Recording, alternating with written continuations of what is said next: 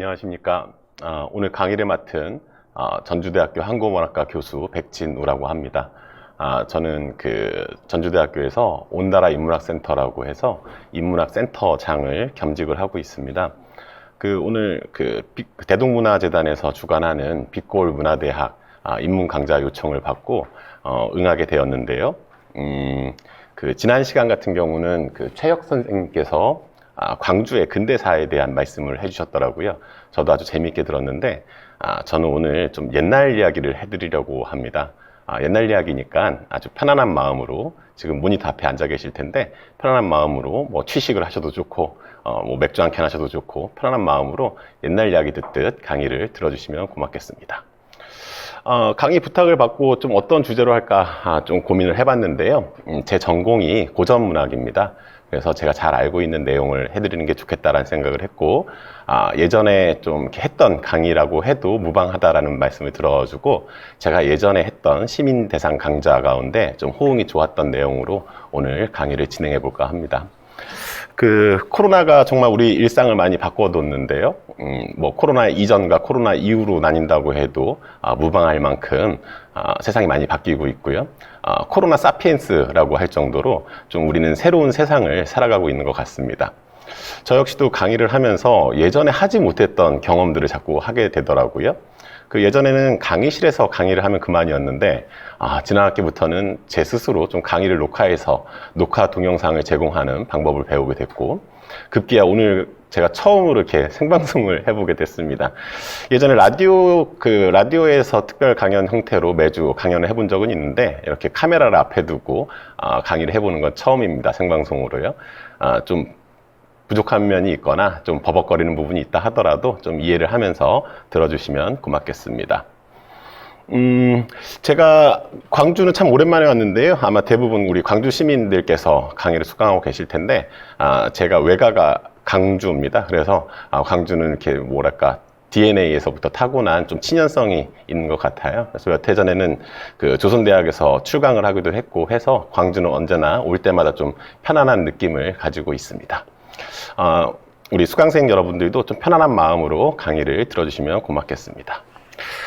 저는 오늘 좀 사람에 대한 얘기를 해보려고 합니다. 지난 시간에는 광주 근대사에 대한 얘기였다고 한다면, 오늘은 인간의 어떤 본성, 인간의 본질에 관한 말씀을 드리려고 하는데, 그거를 옛날 글에서 한번 찾아보자는 거고요. 특히 제가 오늘 소개하고자 하는 분은 여러 군데 지방관리 생활을 했습니다. 그래서 지방관리로 생활을 하면서 어떤 생각을 가지고 정치를 했는지, 어떤 생각을 가지고 백성들을 대했는지, 어떤 생각을 가지고 일상생활을 영위했는지에 대한 이야기를 좀 나눠볼까 합니다. 그래서 제가 오늘 강의의 제목을 조선시대 지방관리의 삶과 생각이라고 붙여보았습니다. 먼저 소개해 드릴 거는 이 필기잡록이라는 저술의 성격입니다. 아마 좀 생소할 수도 있을 텐데요. 이 필기잡록이라는 거는요, 좀 정의를 내리자면 이렇게 얘기할 수 있겠습니다. 저자나 편자 본인이 직접적 혹은 간접적으로 체험하거나 독서를 통해 받아들인 지식 또는 감상을 주관적인 견해와 학문 체계를 바탕으로 하여 자유로운 형식으로 기록하되 논증적, 고증적, 체험적 성격을 띠는 글 정도로 정리를 할 수 있겠습니다. 옛날 문인들이 남겨놓은 글이 참 많은데요. 대부분 이제 공식적인 기록이라든가 문집에 들어가는 좀 정제된 기록들을 우리가 확인할 수 있습니다. 이 반면에 이 필기잡록이라는 저술은요, 좀 성격이 약간 다릅니다. 그래서 여기서 좀 우리가 찾아낼 수 있는 가치들이 별도로 많이 있다고 할 수 있겠는데요. 정리하자면 이 아래쪽에 정리한 내용인데요. 저자의 견문과 생각이 비교적 원형 그대로 살아있음이라고 말씀드릴 수 있겠습니다. 이게 무슨 얘기냐면, 조선시대에 이제 성리학이 지배하던 세계였기 때문에 대부분의 분들이 논어, 맹자, 공자님, 맹자님 이런 이야기가 아니면 함부로 좀 꺼내기가 쉽지가 않았습니다. 예를 들어서 노자에 대한 얘기를 한다거나 장자에 대한 얘기를 한다거나 혹은 부처에 대한 얘기를 한다거나 이런 것들을 조심스러워하는 경향이 상당히 많았거든요. 그래서 문집에 그런 내용을 잘 내비치지 않고 숨겨놓는다거나 검열을 통해서 삭제를 한다거나 그런 경향이 있는데, 이 필기잡록은요, 자기가 이제 주로 자기 혹은 그 가문을 위해서 필사로 남겨놓은 자료라서 이렇게 세상에 아주 아주 널리 알리려는 의도가 있지는 않습니다. 그러다 보니까 좀 이런 검열이라든가 외부 기재로부터 자유롭다라는 그런 특징이 있습니다.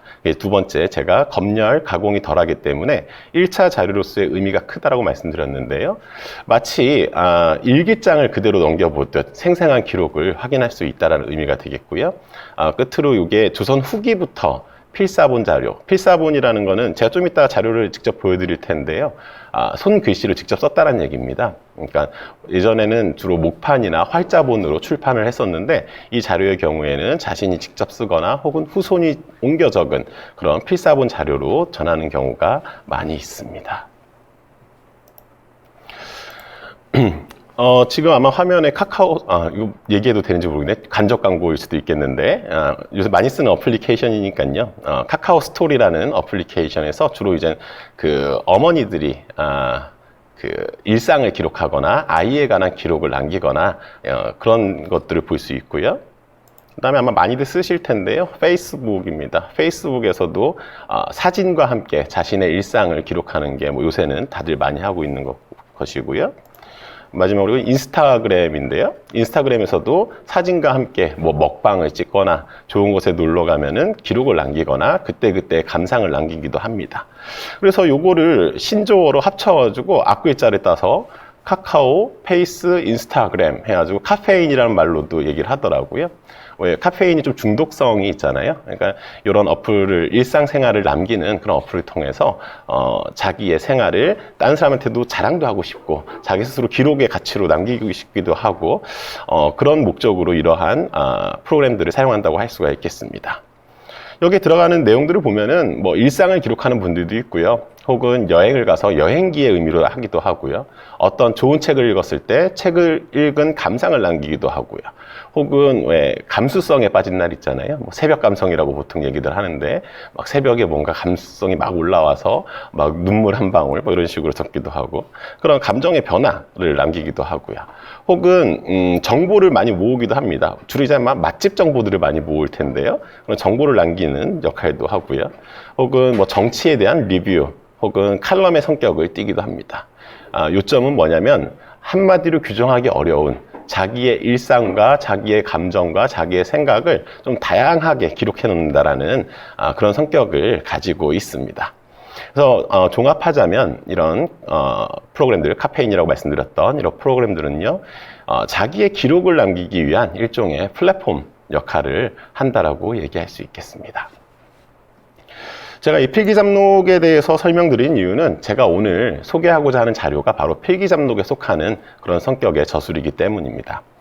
약간 어려운 말이 될 수도 있겠지만 우리 지금 수강생분들은 인문학에 관심이 많기 때문에 어렵지 않게 이해하실 수 있을 것 같아요.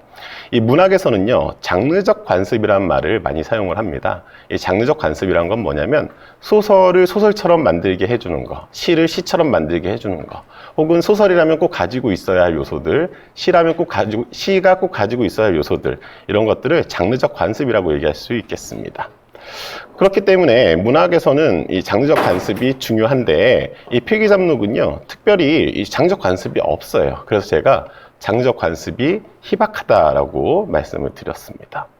그래서 이 조선시대에 남은 필기잡록 저술들을 보게 되면요, 사회 현상 혹은 문화 현상 혹은 경제적인 요소들 혹은 과학에 관한 것들 혹은 여기 빨간 글씨로 해뒀는데 풍속, 지리, 환경 이런 정보들이 많이 들어가 있습니다. 우리가 되게 궁금하잖아요. 옛날 사람들은 어떻게 살았을지, 옛날엔 무엇이 중요했는지, 옛날 사람들은 어디에 관심을 가지고 있었는지 그런 것들이 궁금한데 그러한 정보들을 이 저술로부터 우리는 확인할 수가 있습니다. 그랬을 때 현대 연구자들의 시선하고 결합을 해서 해당 분야, 예를 들어서 저는 의복에 관심이 많아요. 저는 음식에 대해 관심이 많아요. 저는 경제에 대해 관심이 많아요. 그랬을 때 의복사, 음식사, 경제사, 사회사를 연구할 수 있는 바탕이 된다는 겁니다. 그리고 그 이유는 아까도 말씀드렸지만 가장 날것의 자료 성격을 갖고 있기 때문입니다. 그 아래 제가 빨간 글씨로 적어뒀는데요. 공식적인 자료에서 보기 힘든 진솔한 면모를 볼 수 있다. 이게 바로 이 저술이 가지는 가장 중요한 특징이고 오늘날 좀 활용할 수 있는 가능성이 큰 이유가 되기도 합니다. 그래서 먼저 필기잡록이라는 저술의 성격에 대해서 제가 간단히 말씀을 드렸습니다. 이제 오늘 같이 좀 보고 싶은 자료는요, 제가 소개하고 싶은 자료는 두룩만필이라는 자료입니다. 이 두룩만필이라는 자료는요, 정각선이라는 분이 지은 필기잡록 저술입니다.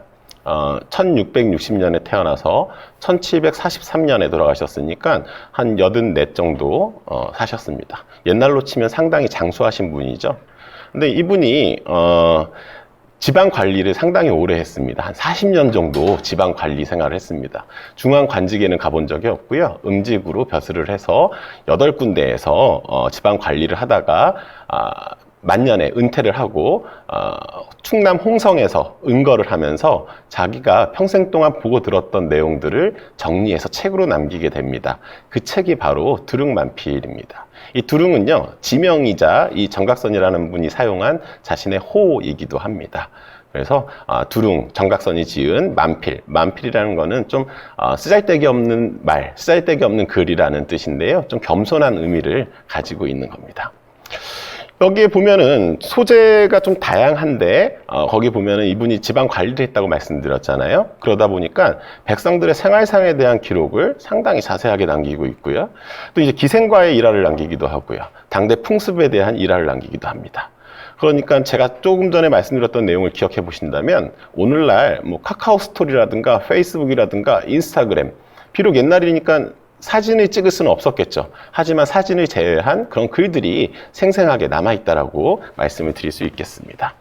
제가 원 자료를 조금 보여드릴게요. 약간 딜레이가 있더라도 조금 이해해 주시길 바랍니다.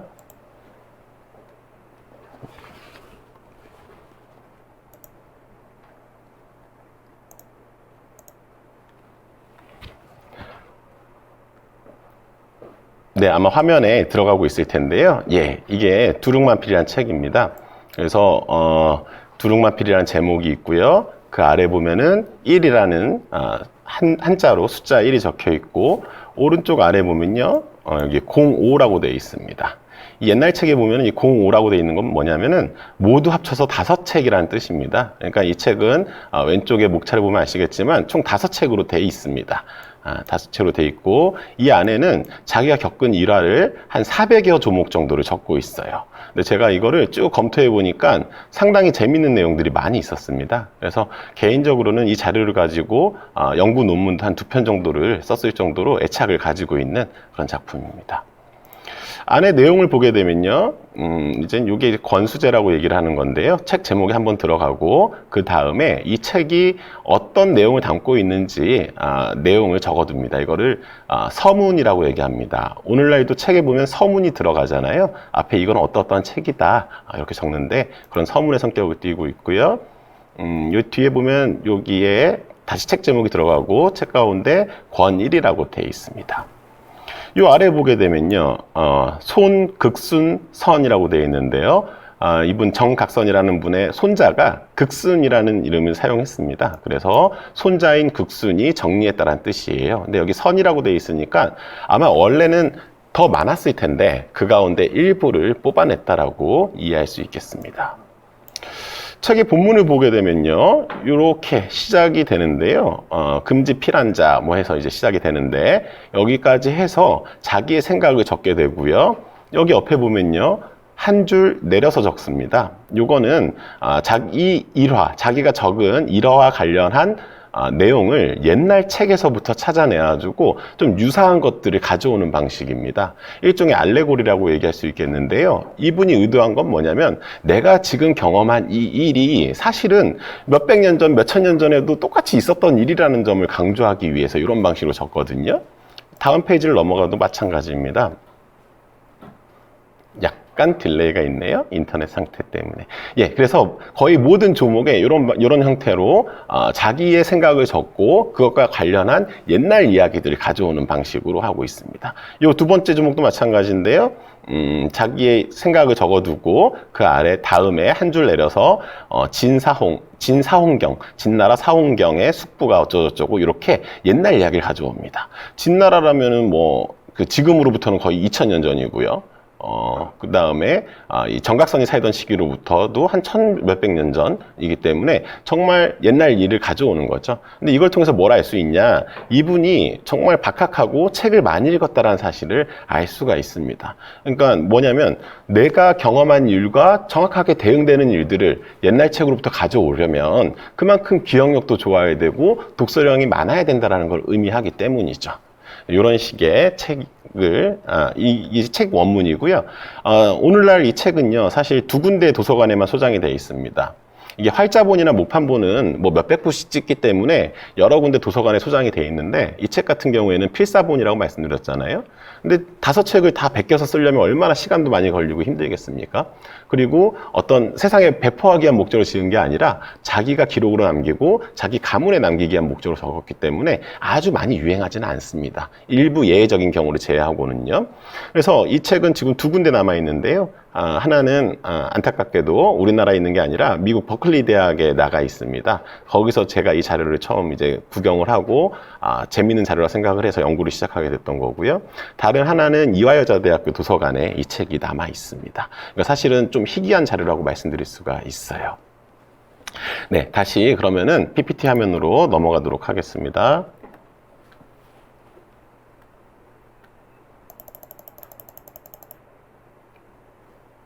예, 여기까지 해서 방금 원문 이미지를 제가 보여드렸습니다. 이 분에 대한 또 설명을 해드려야 되겠죠. 책에 대한 말씀을 드렸고, 이 정각선이라는 분은요, 소론 명문가인 회동정 씨입니다. 회동은요, 오늘날 서울의 회현동, 남산 아래에 있는 회현동에 해당이 되고요. 되게 가문이 좋았습니다. 가문이 좋았기 때문에 음직으로 벼슬도 할 수 있었고, 뭐 할아버지가 부마였기도 했고, 그러니까 아마 좀 인물이 좋았던 집안인 것 같아요. 부마 집안이었기 때문에. 그래서 좀 명문가 출신이라고 얘기할 수 있겠고요. 이분이 좀 벼슬을 늦게 시작을 합니다. 42에 기마현감을 시작으로 해서 25년간 8곳의 지방관을 역임을 합니다. 그러니까 중앙관직은 간 적이 없고 지방관리로서만 활동을 했다라는 말씀을 드리겠고요. 이 선정을 펼친 인물로 기록. 사실 우리가 옛날 기록은 다 믿을 수가 없거든요. 왜냐면은 가문의 어떤 그 목적에 따라서 좀 좋은 인물로 묘사하기도 하고 뭐 이런 좀 왜곡이 들어갈 수도 있기 때문에 기록이라고 해서 모든 걸 믿을 수는 없습니다. 그래서 모든 걸 좀 상호 참조하면서 기록을 확인을 해야 되는데 18세기 인물에 대해서 기록을 남겨놓은 병세재언록이라는 책이 있습니다. 거기에서 그 당시 살았던 사람들에 대해서 여러 가지 카테고리를 만들고 그 분류에 맞게 인물들을 소개하고 있는데요. 이 정각선이라는 분은 선정을 펼친 인물로 기록이 되어 있습니다. 그러니까 이해관계가 없는 분이 인물들에 대해서 기록을 할 때 이분을 기록했다는 점에서 좀 그래도 좀 좋은 정치를 펼친 분이 아니었을까. 우리가 보통 조선시대 관리라고 한다면은, 뭐, 수탈해 가고, 뭐, 학정을 펼치고, 나쁜 놈, 이렇게 생각하기 쉬운데, 이분은 좀 그러진 않았던 것 같아요. 그게 좀 여러 가지 기록에서 확인이 되고 있고요. 실제 이분이 남긴 그 두루마필이라는 저술의 내용을 보게 되면요. 백성들에 대해서 좀 아끼고, 사랑하고, 관심을 가지고, 이런 모습들이 잘 드러나 있습니다. 그래서 좀 객관적인 시선으로 보더라도 이분은 좀 괜찮은 정치를 펼친 지방 관리였다라고 말씀을 드릴 수 있겠습니다. 지도로 이렇게 해놨는데요. 여기 이제 42세 때 보통 이제 지방 관직은 돌면서 하거든요. 여러 지방을 고루 돌면서 하게 되니까 기마에서 시작을 해서 배천, 황해도의 배천, 그 다음에 평산, 그 다음에 공산, 공산은 공주에 해당이 되고요. 그 다음에 청풍은 오늘날 제천에 해당이 됩니다. 제천 청풍면이 있고요. 그 다음에 충주 목사, 그 다음에 무주 현감, 마지막에 한 곳이요. 여기 광주에서 멀지 않습니다. 나주 목사를 하게 됩니다. 그래서 제가 이분을 소개하는 것도 오늘 또 광주에서 하는 특강이기 때문에 좀 의미가 있다고 생각을 해서 이분을 좀 선택하게 됐고요. 이 나주 목사에서 66세를 끝으로 물러나게 됩니다. 그리고 나서 마지막에 고향 홍성으로 돌아가서 한 15년 정도를 더 살다가 18년 정도를 더 살다가 세상을 떠나게 됩니다. 그러니까 이 젊은 시절에 했던 8곳 그 관직 생활의 경험을 마지막에 만년에 홍성에서 물러나 살면서 그 정리한 그런 기록이라고 얘기를 할 수 있겠습니다. 다른 필기잡록류 저술도 많이 있습니다. 많이 있는데 제가 이분의 저술이 조금 의미가 있다고 생각하는 이유는 밑에 적어놓은 몇 가지 이유 때문에 그렇습니다. 첫 번째는 성리학의 자장에서 제법 많이 벗어난 인물이라고 얘기할 수 있습니다. 우리가 조선시대 문인들, 조선시대 양반들 글을 읽다 보면 조금 안타까운 것 중에 하나가 너무 이 성리학이라는 사상 안에 매몰되어 있다는 느낌을 받거든요. 근데 이분은 조금 자유로운 모습을 보여주고 있습니다. 물론 오늘날과 비교했을 때 뭐 아주 자유롭다고 얘기하기는 힘들겠지만 동시대 인물들과 비교했을 때 조금 생각 자체가 좀 자유분방한 그런 면모를 보여주고 있어요. 그러다 보니까 이분이 다른 자료에서 찾기 힘든 좀 신기한 기록들을 많이 남기고 있습니다. 그래서 그 자료로서의 가치도 크고요. 좀 흥미롭습니다. 오늘날 읽어도 이거 재밌네 라는 생각이 들 정도예요. 뭐 아마 우리 수강생분들도 패친들 많이 있겠지만 어떤 패친은 늘 진지한 얘기만 쓰고 또 어떤 분들은 재밌는 이야기를 남기기도 하잖아요. 근데 좀 재밌는 이야기를 남긴 그런 분이라고 할 수가 있겠고요. 이 필기잡록 가운데 간접 경험을 적어놓은 글들이 많이 있어요. 그러니까 간접 경험이라는 거는 독서라든가 전문이라는 거는 전해 들었다는 얘기가 되는데 자기가 책으로 확인한 거 혹은 남들로부터 전해 들은 거를 기록하기보다는 직접 경험하고 직접 들은 내용들을 많이 남기고 있습니다. 그게 다른 필기잡록류 저술하고의 변별점이라고 얘기할 수 있겠고요. 또 한 가지 제가 제일 좀 중요하다고 생각하는 부분인데요. 자신이 생활하면서 일상생활 속에서 체험한 부분, 여기서부터 의미를 자꾸 많이 끄집어냅니다. 이게 이 저술이 가지고 있는 가장 큰 특징이라고 할 수가 있겠고, 또 한 가지 다른 필기잡록류 저술들은 주로 이제 전대의 이야기들을 많이 해요. 그러니까 이전에 이런 일들이 있었다, 이전에 이런 기록이 있었다 라는 얘기를 하는데, 이분은 내가 경험을 해봤는데, 내가 지금 며칠 전에 들었는데, 이런 식의 얘기들을 많이 합니다. 그러니까 생생하다라고 얘기를 할 수 있겠습니다. 그런 점에서 이 저술은 좀 큰 특징을 지니고 있다라고 말씀드릴 수가 있겠습니다. 글쓰기 방식에 대해서 조금 말씀드릴게요. 체험 견문 기록이다. 아까 제가 직접 체험을 많이 했다고 했잖아요. 그러니까 직접 체험하거나 직접 보고 들은 내용들을 많이 기록을 했고요.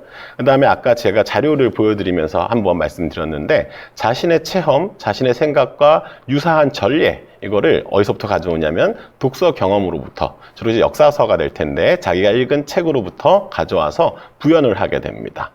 그러니까 이거는 어떤 의미가 있냐면 자신의 직접 체험, 그리고 자기가 책으로부터 읽은 간접 경험, 이거를 이렇게 C줄과 날줄로 엮게 됩니다. 이걸 우리가 교직기라고 얘기를 하는데, 이걸 통해서 알레고리를 만들어낸다라는 그런 특징이 있고요. 요게 오늘 제가 좀 입문 강좌로서 이 내용이 중요하다, 의미가 있다라고 생각한 이유가 바로 여기 있는데요. 사실 이분이 남긴 기록은 이분만 경험한 개인적인 경험이잖아요. 체험인데 이게 다른 사람이 봐도 그럴듯해, 나도 그런 경험 있어, 재밌네 라는 생각이 들 정도로 이 보편적인 경험, 보편적인 진리로 확대해가는 능력이 뛰어납니다. 그리고 그 과정 속에서 사실성과 진실성을 담보하고 있다는 점이 아주 유의미합니다. 사실성이라는 거는 이 기록이 거짓이 아니다, 진짜 본 거다, 진짜 있었던 일이다. 왜냐하면 체험을 통해서 나온 거기 때문에. 그리고 자기가 거기에 대해서 느끼는 감정을 속이려고 하지 않습니다. 되게 진솔해요. 진솔한 기록을 남기고 있기 때문에 밑에 제가 빨간 글씨로 적어놨는데, 시대를 뛰어넘는 공감을 얻을 수 있다라고 말씀드릴 수 있겠습니다. 제가 아까 이분이 1660년에 태어나서 1742년까지 살았다고 말씀을 드렸는데요. 지금으로부터 한 300년 전 이야기죠. 근데 300년 전 이야기인데도 불구하고 읽다 보면은 이거 그냥 어제 내가 페이스북에서 읽은 글 같은데, 이거 어제 내 친구 트위터에서 읽은 글 같은데, 이런 생각이 들 정도로 좀 생생한 면이 있습니다. 그래서 시대를 뛰어넘는 공감대를 형성할 수 있다라는 게 이 자료의 특징이라고 말씀드릴 수 있겠네요. 안에 어떤 내용을 담고 있는지 좀 큼지막하게 먼저 말씀드리고, 이따가 제가 전체적인 텍스트들을 좀 소개해 드리고자 합니다. 혹시 첨단 공포증이라는 말 들어본 적 있으세요? 사람은 누구나 좀 이렇게 포비아라고 해서 공포증을 갖고 살아가는데, 첨단이라는 게 이게 뾰족하다라는 뜻이거든요. 뾰족할 첨자에 끝단자를 써서. 그래서 바늘이라든가 송곳이라든가 이런 걸 보면은 벌벌 떨고 두려워하는 그런 게 첨단 공포증이라고 할 수 있겠고요. 뭐 우리 환공포증이라고 해서 동그란 물건 보면은 왜 겁내는 사람들 있잖아요. 그 왜 사진 동그란 게 막 모여 있는 사진 보면은. 그래서 이런 공포증, 포비아라는 게 이거 현대에만 있는 질병 아니야? 라고 생각하기가 쉬운데 이분 글에 보면은 첨단 공포증에 관한 일화가 나오고 있어요. 이런 거 참 재밌고요. 혹은 관기들을 보면서 방탕한 마음이 들었다는 데 대해서 이렇게 진솔하게 수려하는 장면이 나옵니다. 아까도 말씀드렸지만 옛날 분들이 아주 진솔하게 자기 이야기를 다 하진 않거든요. 자기한테 좀 도덕적으로 부족한 면모가 있으면은 굳이 그거를 드러내서 얘기할 필요는 없는 거잖아요. 그런 마음을 가지고 살 수도 있지만 그걸 굳이 기록으로 남길 필요는 없는데 이분은 거기에 대해서 내가 이런 마음이 들었었지, 혹했어, 막 이런 내용들을 남기고 있고요. 오늘날도 아마 마찬가지일 텐데요. 우리 부모님들은 제일 큰 걱정이 자식 걱정이잖아요. 자식들 공부 안 한다고 막 걱정을 많이 해요.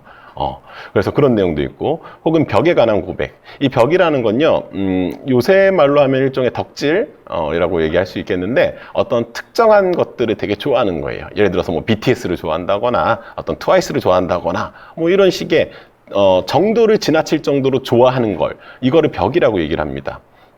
우리가 한자 단어로는 뭐, 낭비벽, 도벽, 뭐 이런 것들 할 때 쓰는 이 벽자거든요. 그래서 그런 것들에 대한 고백을 하고 있는데 사실 이 벽이라는 것도 조선시대 양반들은요 되게 꺼리끼는 일이었습니다. 자기가 그게 있다라고 얘기를 할 수가 없어요. 왜냐하면은 우리 유자로서 가져서는 안 돼. 집착하면 안 된다라고 생각을 했기 때문에 이 벽에 대한 고백을 한다는 것 자체도 상당히 이분이 진솔했다라는 것을 알 수 있게 하는 일화라고 얘기할 수 있겠습니다. 그리고 이분이 만년에 남긴 기록이라고 말씀드렸잖아요. 그러다 보니까 내가 어떤 병을 앓고 있다. 그 다음에 치료라는 거는 병을 이제 치료하는 게 되겠죠. 그래서 내가 이거를 어떤 방식으로 치료를 하고 있다. 이런 내용도 적혀 있습니다. 그 다음에 관원상제의 풍속 관련 기록들이 많이 남아 있어요. 근데 옛날 사람들이 어떻게 결혼식에는 뭘 가져갔고 혼수는 어떻게 가갖고 이런 거 궁금하지 않나요? 근데 이런 기록들이 이분의 기록 속에 생생하게 남아 있습니다. 이분의 글, 한문 원문으로 되어 있으니까 원문을 보면은 이런 식의 서술이 많이 있어요. 처음부터 좀 말씀드리면, 고금인지의 략동. 이게 무슨 뜻이냐면, 옛사람이나 지금 사람의 의도가 대체로 같다라는 뜻이 되겠고요. 가견, 인정지, 무의역, 금고야 라는 표현이 있는데 인정이라는 거는 이제 사람 살아가는 사람의 감정이라는 뜻이 되겠고 이게 예나 지금이나 다르지 않다는 사실을 알 수 있다. 이런 표현이 많이 보이고요. 인정, 세태, 분리, 이시, 이변. 인정과 세태라는 거는 시대에 따라 달라지는 것이 아니다 라는 얘기를 하고 있습니다. 그 다음 남녀지욕, 고금, 일반야. 남녀 간의 욕정은 예나 지금이나 마찬가지이다. 인심교특, 고금, 일철이다. 인심의 교활하고 사특함이 예나 지금이나 똑같다라는 표현을 하고 있습니다. 그러니까 전반적으로 이 저술을 보게 되면 내가 지금 이런 일들을 경험했는데 이게 사실 오늘날 갑자기 튀어나온 일이 아니라 옛날 사람들 다 이런 생각하고 살았다. 옛날 사람들도 이런 일화들이 다 있었다라는 얘기들을 많이 하고 있습니다. 예, 이렇게 해가지고 제가 이 두룩만필이라는 저술, 그 다음에 필기삼록류 저술의 특징, 그 다음에 정각선이라는 분, 여기에 대한 얘기를 했습니다. 여기까지 좀 설명을 드려야 제가 오늘 소개하는 일화들을 정확히 이해할 수 있기 때문에 한 30분 정도 지난 것 같네요. 30분 동안 제가 좀 장황하게 말씀을 드렸습니다. 예, 이제부터 제가 소개해 드릴 거는요, 이 저술 안에 들어가 있는 글들입니다. 근데 한문 원문으로 보는 거는 너무 어려운 일이니까 제가 번역을 해뒀거든요. 한번 텍스트를 읽으면서 보도록 하겠습니다. 예, 첫 번째 소개할 부분입니다. 제가 한번 읽어볼게요. 이 텍스트가 보이면 같이 눈으로 따라오셔도 좋을 것 같습니다. 내가 고향에 머물 때 세상의 일을 모두 버려두었다. 세수하고 머리 빗는 일을 그만두었고 침모를 쓰고 더러운 옷을 입고 몸을 편하게 하면서 자적하며 침상과 자리를 떠나지 않았다. 용변을 보러 가는 길에 키우는 개가 꼬리를 흔들며 나를 맞이하는 것이 주인을 공경하고 사랑하는 마음이 있는 듯 했다. 하루는 용연의 가을 풍경을 구경하고자 의관을 갖추고 집을 나섰는데 개가 따라오며 마구 짖어댔다. 이는 아마도 평소에 보던 모습이 아니라서 다른 사람으로 의심해서인 듯하다. 이 일은 양포가 흰 옷을 입고 나갔다가 검은 옷을 입고 돌아오자 개가 심하게 지저댔던 일과 같다. 이거 사실 아무 일도 아니거든요. 그러니까 은퇴하고 났으니까 이제 관리로서 이제 활동을 하려면 항상 아침마다 일관에 정제하고 단정한 모습으로 나가야 되는데 이제 은퇴를 한 거예요. 아마 우리 수강생 여러분들 가운데서도 지금 뭐 은퇴하신 분들도 있고 할 텐데 좀 예전에 직장 생활을 할 때 그리고 은퇴한 이후의 삶을 한번 비교를 해보십시오. 훨씬 더 편하지 않나요? 예. 그런 모습이 여기 드러나 있는 거예요. 아유 뭐 굳이 세수해. 아유 뭐 머리 빗을 거 뭐 있어. 아유 옷도 뭐 한 이틀밖에 안 입었는데 하루 더 입지 뭐. 이렇게 하고 살고 있는데 이게 늘 그 모습을 봤으니까 자기 키우는 개가 그러니까 항상 이게 꼬리를 흘면서 쫓아왔는데 하루는 이제 멀리 길을 떠나기 위해서 좀 옷을 갖춰 입은 거예요. 세수도 하고 뭐 일관도 정제하고 옷도 좋은 걸로 입고 이렇게 나오니까 이 개가 놀란 거예요. 아 이거 우리 주인 아닌 것 같아. 그러면서 막 지저댔다라는 얘기죠. 이거 누구나 경험할 수 있는 얘기거든요. 우리도 왜 화장 전후가 달라지고 그러듯이 꾸미기 전후가 달라지듯이 그런 모습을 보고 개가 짖었다라는 일화입니다. 이거 사실 아무것도 아닌 일화일 수 있는데 이분은 이게 좀 재밌다고 생각을 했었던 것 같아요. 그러면서 마지막에 양포라는 사람이 흰 옷을 입고 나갔다가 검은 옷을 입고 돌아오자 개가 심하게 짖었던 일과 같다라고 해서 자기가 옛날에 읽었던 책에서 비슷한 사례를 가져와서 얘기를 합니다. 그래서 이분이 쓴 글을 보면은 이렇게 일상 속에서 소재를 가져오는 경우가 많고 그 아래의 내용은 사실 그 양포타구라는 고사성어가 있습니다. 이게 뭔 뜻이냐면은 양포가 개를 때리다라는 뜻이거든요. 이 양포가 외출할 때 흰 옷 입고 나갔다가 중간에 비를 쫄딱 맞아가지고 친구한테 검은 옷을 입고 돌아왔어요. 그러니까 모습이 바뀐 거죠. 그러니까 개가 지저댄 겁니다. 이 주인을 보고. 그러니까 개를 때려버려요. 막 이놈 너 주인도 몰라보냐? 막 그러면서 때려버리거든요. 근데 이거는 사실 어떤 내용이냐면 자기가 바뀐 거는 생각지 않고 남을 탓하는 경우에 쓰는 사자성어인데요. 어쨌든 이 상황 자체가 비슷하다라는 거를 가져와서 이 정각선이라는 분은 얘기를 하고 있는 거죠.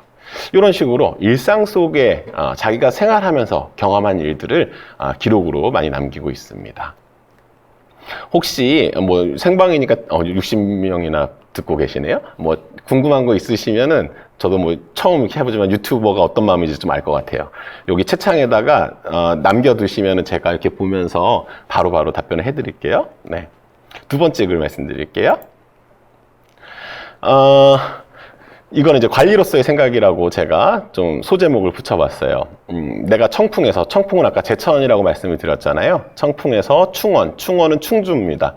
자리를 옮겨보니까 고을의 넉넉하고 공궁함에 현격한 차이가 있었다. 청풍에서는 한 마리 쌀이라도 백성들이 기쁘게 여겼는데 충원에서는 한 곡의 곡식에도 기뻐하는 기색이 없었다. 한 곡은 10마리잖아요. 그러니까 훨씬 더 많은 양인데 청풍에서는 이거 한 말이라고 해도 아주 조그만 양이라고 하더라도 고맙습니다 좋습니다라고 했는데 더 큰 고을에 가게 되니까 더 많은 걸 주더라도 아이 뭐 그까짓 거 이렇게 봤다라는 거예요. 가난한 읍과 넉넉한 주에서 바라는 바는 고을의 크고 작음에 따르는 것이다. 예컨대 지금 시내에서는 한 치가 넘는 붕어를 두고서도 사람들은 크다고 여기는데 강에서는 몇 척이나 되는 잉어를 두고서도 작다고 여기는 법이니 이는 거처하는 지역이 달라서이다. 그래서 이분이 여러 곳 고을을 돌아다녔다고 했잖아요. 조선시대 행정구역을 보게 되면 팔도 아래에 도 아래에 부, 목, 군, 현이라고 해서 크기에 따라서 그 명칭 행정구역을 달리하고 있는데요. 작은 고을에 있다가 큰 고을 옮겨가 보니까 백성들이 생각하는 것들, 백성들이 재화를 바라보는 모습이 너무 다르다라는 거예요. 이거 오늘날도 마찬가지 아닐까요? 넉넉한 집안에서는 뭐 같은 액수라고 하더라도 넉넉한 집안에서는 별거 아니다라고 생각할 수 있겠고 좀 가난한 집안에서는 되게 큰 돈이라 생각할 수도 있잖아요. 우리가 얼마 전에 재난지원금을 받았었잖아요. 근데 뭐 가구당 얼마 해가지고 뭐 4인 가구 뭐 100만 원까지 이렇게 받았는데 어떤 집안에서는 그거 나 그 돈 없어도 살아 그걸 뭐 주고 생색을 내 이렇게 생각할 수도 있겠고요. 어떤 집에서는 정말 이게 우리 가족의 생계를 해결할 수 있을 만큼 크고 중요한 돈이라 생각할 수도 있을 겁니다. 그러니까 사람이 어떤 처지에 처해 있느냐에 따라서 대상을 바라보는 거에 있어서 차이가 있을 수밖에 없다라는 거예요. 제가 이 아래에 상대적인 관점, 다양성이라는 말을 적어놨는데요. 이분이 가지고 있는 가장 큰 장점 중에 하나가 바로 이렇게 상대적인 관점을 이해하고 다양성을 존중하는 그런 면모라고 얘기할 수 있겠습니다. 그렇기 때문에 진솔한 기록이 남을 수 있었다라고 저는 생각을 하고 있고요. 이 오른쪽 보면은 이제 뭐 참고로 제가 그 물컵 사진을 가져왔어요. 이거 많이들 아마 보셨을 텐데 컵에 물이 반쯤 남았을 때 반밖에 안 남았어 라고 생각하는 사람이 있고, 혹은 아직 반이나 남았네 라고 생각할 수 있잖아요. 그러니까 대상은 똑같지만 주체, 그걸 바라보는 사람이 어떻게 바라보느냐에 따라서 달라질 수 있다는 겁니다. 여기 두 번째 에피소드고요. 세 번째, 이거 처세에 관한 건데요. 이분이 세상살이를 하면서 처세에 관한 얘기도 많이 남기고 있어요. 그 가운데 좀 재미있는 일화라서 제가 소개를 해드리고자 합니다. 바둑과 관련한 이야기예요. 내가 젊어서 바둑을 들 때면 깊이 생각하지 않고 상대방의 수에 따라 재빨리 응수했다. 혹시 그 바둑 두시는 분들은 아시겠지만 그 속기라고 해요. 빠르게 두는 바둑을 속기라고 하는데, 아마 이 정각선이라는 분은 바둑 두는 스타일이 속기 스타일이었던 것 같습니다. 그래서 내가 질 것 같으면 곧장 바둑돌을 걷어들이면서 이렇게 얘기를 했다고 해요. 본래 바둑은 심신을 쉬게 하고 세상 걱정을 잊게 하려고 두는 것인데 도리어 몸과 마음을 피곤하게 만드니 여기서 그만두는 것이 낫겠습니다 라고. 좀 비겁한 변명일 수도 있겠는데, 내가 질 것 같으니까 그냥 돌 던지는 거죠. 바둑은 기권패가 있잖아요. 돌을 던졌다라는 얘기예요. 그래서 좀 승부에 집착하지 않았던 것 같아요, 이분은요. 집착하지 않고 그냥 좀 재미로 두고, 내가 바둑 두는 이유가 좀 편하고 스트레스 좀 풀려고 두는 건데 오히려 이거 두면서 스트레스 받을 거면 내가 이거 못하러 둬. 그러면서 그냥 패배를 좀 쿨하게 인정했다라는 겁니다. 그렇게 말하고서 바둑을 접고 물러나 앉았다. 이는 왕안석에 바둑 두는 법과 같다 라고 해서 자기의 바둑에 대한 이야기를 하고 있고요. 그 다음에 또 이게 좀 재미있는 부분인데요. 장인어른하고 바둑 두는 일화를 정리하고 있습니다. 한번 볼게요. 그러나 장인어른과 바둑을 둘 때에는 이런 수를 쓰지 않더라도 백전백승할 수 있었다. 우리 기력 다 나오잖아요. 아마 기력 차이가 한참 났던 것 같습니다. 근데 상대가 누구예요? 장인어른입니다. 장인어른 함부로 쉽게 이길 수 있겠어요? 네. 하지만 옛사람이 말한 이기면 인을 상하게 하고 지면 겸손한 마음을 해친다. 겸손이 아니 검소함입니다. 검소한, 오탈자가 있네요. 뜻을 생각하여 일부러 좋은 수를 두지 않아 이기려고도 지려고도 하지 않았다. 이 일이 비록 솔직하고 아첨하지 않는 것에는 흠이 되지만 어른을 모시고 양보하기 위해서는 부득불 이렇게 하지 않을 수가 없다. 그래서 요거 딱 떠오르는 장면이 있지 않으십니까? 제가 사진을 몇 개 가져왔는데, 여기 보면은 바둑, 오른쪽에 골프, 아래쪽에 테니스, 오른쪽에 고스톱 화면을 가져왔습니다. 여기에 같이 붙일 수 있는 단어가 뭘까요? 네, 접대입니다. 접대. 접대 바둑, 접대 골프, 접대 테니스, 접대 고스톱.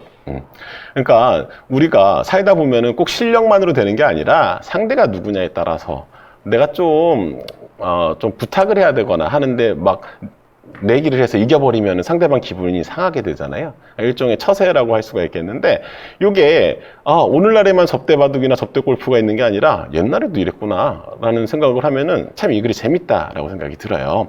그래서 이분은 이런 처세, 세상살이, 생활 이런 거에 대한 기록들을 좀 많이 남기고 있습니다. 아까 나왔던 얘기 가운데 이기면 인을 해치고 지면 검소함을 해친다는 건 뭐냐면, 내기를 하는데 지게 되면 돈을 잃게 되잖아요. 그러니까 지면 검소함을 해친다는 얘기고, 이기면 인을 해친다는 얘기는 이기면은 사람이 지고 나서 기분 좋은 사람 별로 없잖아요. 그러니까 그 어진 마음을 해치게 된다라는 뜻입니다. 다음 슬라이드로 넘어가겠습니다. 이번에는 공부에 관한 얘기입니다. 공부에 관한 얘기인데, 정말 제가 지금 처세에 관한 거, 집 나갔다 들어올 때 강아지가 짖었던 이야기, 정말 그냥 생활상이잖아요. 여기서도 마찬가지로 공부에 관한 얘기를 하고 있는데, 공부에 관한 일화를 어떻게 적고 있는지 한번 보도록 하겠습니다. 내가 공산 현감으로 있을 때 임사경은 사람 이름이고요. 관아에 와 있었다. 아이들은 당시에 과거 시험 준비를 하고 있었기에 함께 글 공부를 하라고 시켰더니 임사경은 외조부 윤중께서 막 관작을 추타해 당하던 중이라 마음이 무척 아프고 과거 시험에 뜻이 없다는 이유로 거절하였다. 이게 무슨 얘기냐면 아이들한테 너희들 과거 시험 준비해야지, 공부해야지 라고 얘기했더니 이 임사경이라는 사람이 저희 외할아버지께서 지금 관직에서 쫓겨났고 그래서 집안 상태가 안 좋은데 제가 어떻게 공부를 하겠습니까? 저 공부 안 할래요. 마음이 너무 아파서 안 할래요 라고 핑계를 댄 거예요. 핑계 없는 무덤이 없다라고 하잖아요. 공부하기 싫어서 안 하는 걸 텐데 사실. 예. 그래서 이분이 뭐라고 평가했냐면 이는 실로 목이 맨다고 해서 음식을 먹지 않는 것과 같은 일이다. 목이 매더라도 음식을 먹어야 밥을 먹고 살아갈 수 있잖아요. 그러니까 아주 사소한 핑계를 대면서 중요한 일을 안 하는 경우를 얘기를 하는 겁니다. 나는 그를 다음과 같은 말로 권면하였다. 비록 선비의 도리를 지킨다고 하더라도 마땅히 실력을 갈고 닦으며 기다려야 한다. 그러니까 어른이니까 이렇게 얘기한 거죠. 뭐 오지랖일 수도 있겠지만 친구 아들이니까 비록 선비의 도리를 지킨다 하더라도, 그러니까 외조부께서 지금 관직에서 쫓겨나 있는 상태라 좀 그런 게 있겠지만 그래도 나중을 위해서는 실력을 갈고 닦으면서 기다려야 한다라고 충고를 해준 겁니다. 근데 어때요? 오늘날도 그렇잖아요. 어른들이 뭐 얘기하면은 또 꼰대질이요, 막 오지랖이요 이렇게 생각하듯이 이분도 그랬던 것 같아요. 그래서 귀 기울여 듣지 않고 마치 귀에 바람이 지나가듯이 응대하였다. 우리가 마이동풍이라는 표현을 쓰잖아요. 쇠기의 경일기에 그렇게 생각을 했던 겁니다. 근데 어때? 지금은 그의 나이가 50이 가까워졌고 머리털도 숭숭 빠졌으나, 그러니까 이거 젊었을 때 일화를 기억을 해서 쓴 거고 지금 그 사람은 나이가 쉰이 된 겁니다. 과거며 성리학에 모두 성취가 없이 그저 부질없이 엉터리 서생이 되고 말았다. 나이 쉰이 되도록 뭐 어떤 학문적인 성취라든가 뭐 관직의 성취라든가 이런 게 없었다는 얘기예요. 그래서 이는 그 당시에 내 말을 듣지 않아서이다. 야, 내가 너 젊었을 때 말이야, 내가 그때 그런 충고를 해줬는데 그때 내 충고 들었으면 넌 좀 나았을걸? 이라고 회상하고 있는 거예요. 이분이 오래 살았기 때문에 이런 기록도 남길 수 있는 거 아닐까요? 네. 그래서 이분이 어떻게 짐작을 하고 있냐, 지금은 쓰러져가는 가난한 집에서 필시 후에 막급하고 있을 것이다. 그때 어르신 말씀 좀 들을걸. 네. 그러니까 우리 왜 어른들이 얘기하는 거를 주로 막 이제 뭐 좋은 마음으로 받아들이면 좋겠지만 그러지 않고 막 또 잔소리요, 귀찮아, 왜 나한테 자꾸 저런 소리 하지? 라고 생각할 수도 있는데 그러지 말고 나를 위한 충고라면 좀 받아들일 필요가 있다라는 겁니다. 이것도 오늘날의 사람들 모습하고 별반 차이가 없지 않나요? 네. 공부에 대한 얘기를 좀 더 하도록 할게요. 인생의 깨달음에 대한 기록도 많이 남기고 있습니다. 이렇게 만년에 은퇴해서 적은 저술이라고 말씀을 드렸잖아요. 만년에 이런 기록을 남겨두고 있어요. 최근에 모든 생각이 재처럼 싸늘하게 식었다. 젊었을 때는 꽃, 나무, 글씨, 그림 등을 평소에 무척 좋아하였으나 이제는 마치 잘라낸 손톱이나 빠진 머리칼처럼 여기며 다시는 마음에 두지 않았다. 잘라낸 손톱이나 빠진 머리칼이 뭐예요? 필요 없는 것들이잖아요. 쓸모없는 것들. 그래서 이제 마음에 안 든 거예요. 공부, 나 그림, 꽃 이런 거 좋아했는데 이제 그런 거 이렇게 생각을 했다라는 거예요. 그러나 경서와 사서에 대해서는 늙음하게 더욱 탐독하였는데 기력이 딸릴수록 의미가 깊어지는 것이 마치 고기 음식이 입을 즐겁게 하는 것과 같아서 늙음이 곧 당도하라는 것도 잊을 정도였다. 이분이 나이가 들수록 공부하는 재미를 느낀 거예요. 은퇴, 66세 은퇴를 했는데, 그 다음에 책을 읽으면은 사실, 이젠 살 만큼 살았는데 뭐 또 책을 읽어라 생각할 수 있겠는데, 이분은 책 읽으면서, 예전에 내가 읽었을 때는 이런 맛이 아니었는데, 이게 무슨 뜻인지 알겠어. 공부에 대해서 더 깊게 생각을 하는 거예요.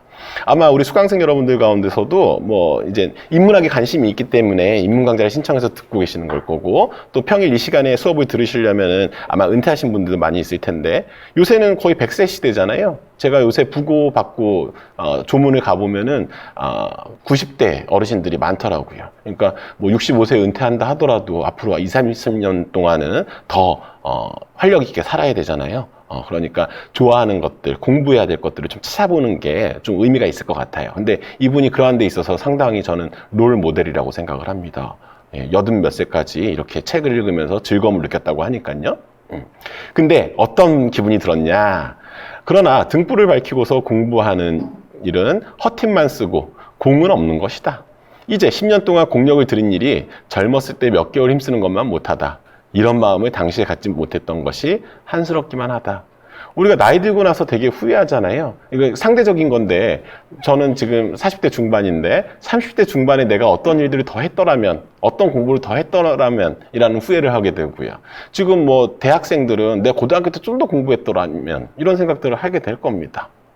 이런 식으로 자기가 지나온 과거에 대해서 후회하는 거는 인간의 본성이죠. 근데 이분은 뭐라고 얘기하냐? 바로 그 얘기를 하고 있는 거예요. 내가 지금 나이 들어서 공부하는 재미를 더 알게 됐는데, 근데 내가 지금 한 10년쯤 공부하는 게 내 젊었을 때였으면은 몇 달만 공부했어도 될 일인데, 이렇게 후회를 하고 있는 거예요. 거기에 대해서 한스럽다고 얘기하고 있습니다.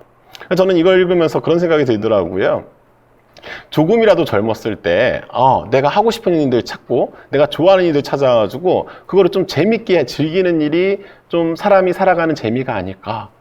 그거 아마 그런 경험도 다 있으실 텐데 나이 들고 나면은 기력에 따라서 뭘 할 수가 없잖아요. 저 여행 갈 때 좀 그런 생각이 많이 들더라고요. 운동 좀 더 해서 체력을 더 키워둘 걸. 좀 더 젊었을 때 구경을 해볼 걸. 이런 생각이 듭니다. 그러니까 인간은 누구나 하지 못했던 과거의 일들에 대한 후회를 하게 되는데요. 그런 마음이 이 글에서 드러나 있다고 얘기할 수 있겠네요. 공부 얘기가 좀 지겨우시겠지만 공부 얘기 하나만 더 할게요. 이거는 진짜 오늘날 우리 부모님들도 한번 들어보시면 좋은 이야기입니다. 내가 젊었을 때에는 다른 집안 자제들이 공부하지 않는 것이 모두 아버지와 형제들이 게으르고 나태하기 때문이라고 생각했다. 왜 자식이 제대로 안 하면은 부모 탓을 많이 하잖아요. 저 집안은 자식 교육 제대로 안 시켜. 그렇게 생각했다라는 거예요, 이분도. 그러다가 늙음하게 직접 경험한 뒤로는 이게 뭔 얘기냐면 나도 자식을 키워보니까 말이야. 젊었을 때 생각이 잘못되었음을 알게 되었다. 그러니까 이분이 자기 자식이 생기기 전에는 다른 집안 자제들이 공부 안 하면은 저 부모가 제대로 안 가르쳤구만 이렇게 생각을 했었는데 막상 본인도 자식들이 키워보니까 이거 아니구나. 정말 자식 공부시키는 게 보통 일이 아니구나. 이거는 부모 잘못이 아니라 애들 잘못이다 이렇게 생각을 했던 거예요. 그러면서 아까 제가 과거의 일하고 현재 일하고 매칭을 많이 시켰다고 얘기를 했잖아요. 옛날 일을 가져옵니다. 왕경홍이라는 분은 자손들을 교육시키지 않으면서 공부를 안 시켰다는 얘기야. 그러면서 항상 말하기를 단주는 부족한 교육에 응하지 않았고 영월은 꾸짖으며 때릴 때 말을 듣지 않았다. 이게 어떤 일하냐면요. 억지로 공부 안 시켰다는 얘기예요. 억지로 해봤자 공부가 안 되니까 그 일을 가져오는 거예요. 그러면서 자기가 이제 깨달은 거죠. 이분 왕경홍이라는 분이 자식들 교육 안 시키면서 했던 이 말을 내가 이제 그 의미를 알 것 같다. 근데 그런 생각 많이 들지 않으세요? 저는 이제 아직 자녀가 없기 때문에 정확히 뭐 이런 건 모르겠지만, 넌 누구 닮아서 공부 못하니? 너 왜 공부를 안 하니? 막 이렇게 억지로 막 공부 많이 시키고, 학원도 막 수십 군데 돌리고, 우리나라 교육열이 워낙 심하니까, 그렇게 하는데, 사실 공부라는 게 자기가 재미를 붙여서 하지 않으면 잘 늘지 않잖아요. 그래서 옛날 분들도 다 이런 생각들을 했었구나. 이런 생각이 들게 만드는 그런 글이라고 할 수 있겠습니다. 그래서 저는 이 부분 글을 읽으면서 공부라는 거 억지로 해서는 안 되는 거구만. 억지로 시킬 수도 없구만. 이런 생각이 들었습니다. 이제 조금 긴 글을 읽어야 돼서 제가 물 조금만 마시고 할게요. 이거 상당히 제가 좋아하는 글입니다. 이걸 가지고 따로 그 칼럼을 한 편 쓰기도 했는데요. 요거 좀 길고 글자가 작게 보이겠습니다만 제가 슬슬 읽어보도록 할게요. 오소산의 승려. 오소산은 이분이 그 만년에 고향 홍성에 은거했다고 말씀드렸잖아요. 거기 뒤에 있는 산입니다. 오소산의 승려 서로라는 분은 이전부터 교유하던 이다. 오늘 아침에 내가 마당을 거닐 때 우리 집에 방문하였기에 함께 봄 경치를 감상하면서 조용히 대화를 나누었다. 이제 대화를 시작한 거예요, 스님하고요. 그러면서 내가 넌지시 물어봤다. 아이고 스님께서는 집안이나 자손 걱정도 없고 길 한번 떠나면 바리떼와 지팡이를 들고서 온갖 좋은 경치를 찾아다니시며 산사에 머물 때는 조용히 방석에 앉아 가벼운 옷차림으로 푸성귀를 드십니다.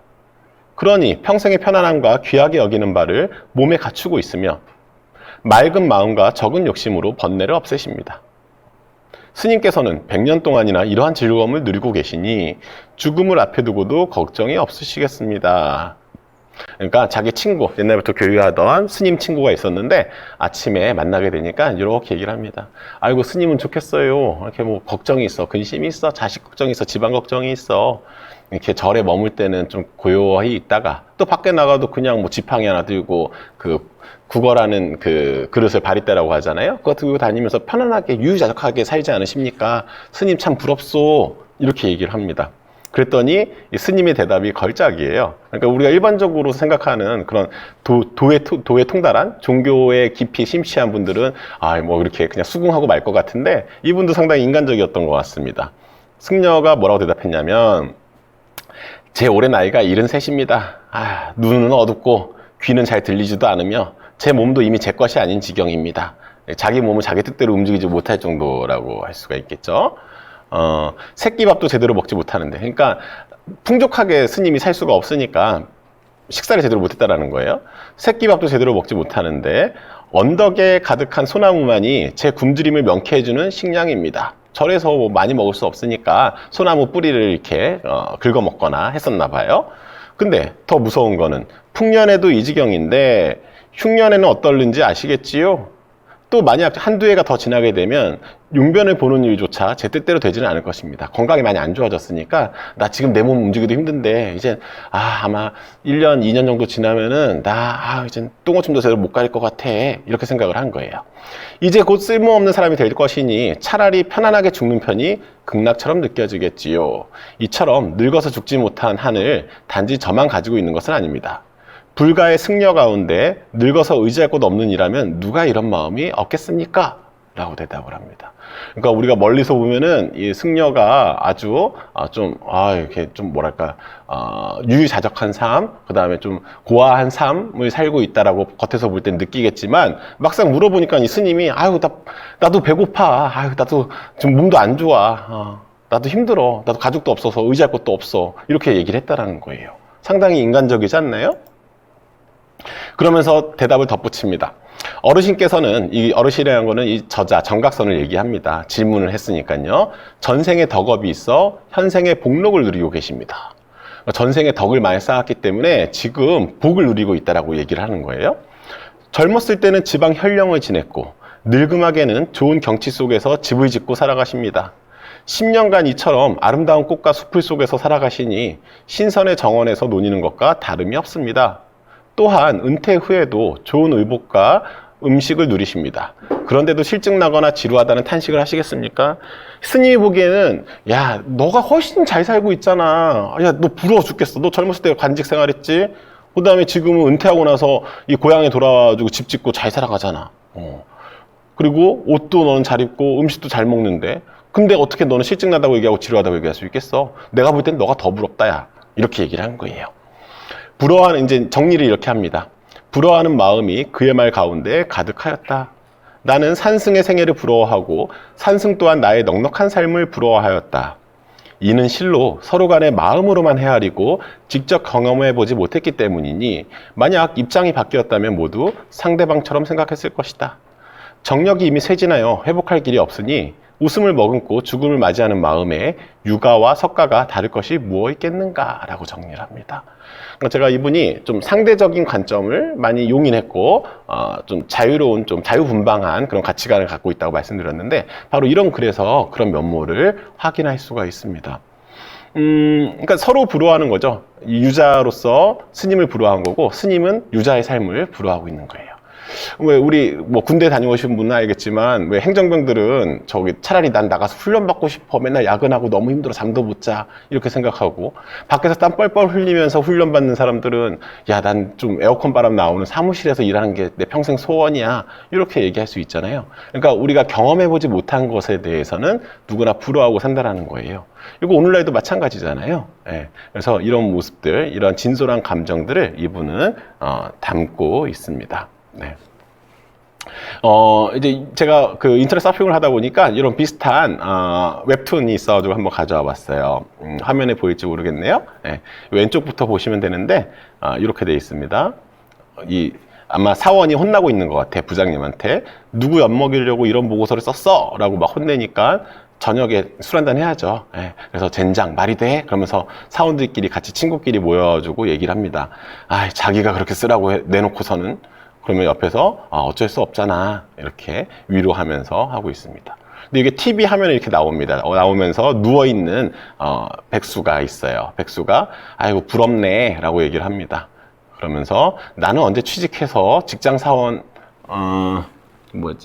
직장 상사한테 깨져보나 라고 얘기를 합니다. 그러니까 자기가 직장을 못 가지고 있으니까 백수니까 난 저렇게 한번 깨져보더라도 난 직장 생활 좀 해보고 싶어, 월급 받아보고 싶어 라고 생각을 하는 거죠. 근데 다시 이게 또 TV 화면으로 나와요. 그러면서 어떤 사람이 부럽다라고 얘기를 하고 있습니다. 그러면서 뭐라고 얘기하냐, 배경은 여기 그 내무반이에요. 군대 내무반인데 이 각 잡고 딱 앉아 있는 사람이 나는 언제 제대해서 저렇게 까져서 TV 보나, 이렇게 누워서 TV를 보나 라고 부러워하는 거죠. 누워서 TV 보면서 직장 생활을 부러워하는 백수를 부러워하는 군인이 되겠네요. 그러면서 다시 이 화면이 TV로 나오게 됩니다. 그러면서 아까 포장마차에 있었던 회사원이 이렇게 얘기를 해요. 부럽네. 그래도 저 때는 더럽고 치사해도 제대하면 끝이었는데. 그러게 말이야. 이렇게 얘기를 합니다. 그러니까 인간의 삶이라는 게 다 상대적인 것 같아요.